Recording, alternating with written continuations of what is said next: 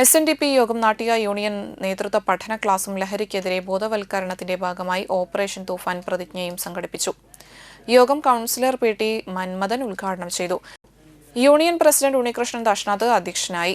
Vice president Sudeep master, യോഗം board member Prakash Kadavil, union വനിതാ സംഘം president Bindu Manoj, union secretary Mohanan Kannampully, കൗൺസിലർമാരായ Narendran Thayyil, KG Narayanadas, KS Deepan, CS Ganesan, Binoy Panapparambil, Sali Dasanath, Prajod PS, youth movement president Prabhashankar VP എന്നിവർ നേതൃത്വം സംസാരിച്ചു. മഹാഗുരുവിന്റെ 172ാമത് തിരുജയന്തി ആഘോഷത്തിന് മുന്നോടിയായിട്ടുള്ള ഈ മീറ്റിംഗിലും സംബന്ധിക്കാൻ എനിക്ക് ഭാഗ്യമുണ്ടായി. സംഘടനാ പ്രവർത്തനങ്ങൾ വളരെയേറെ ശക്തി പ്രാപിക്കുന്ന ഈ പശ്ചാത്തലത്തിൽ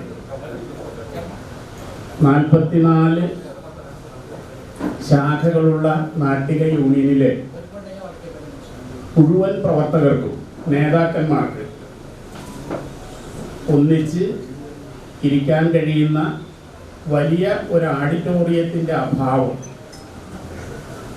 നിങ്ങളുടെ ഇരിപ്പിൽ എനിക്ക് കാണാൻ സാധിക്കുന്നുണ്ട്.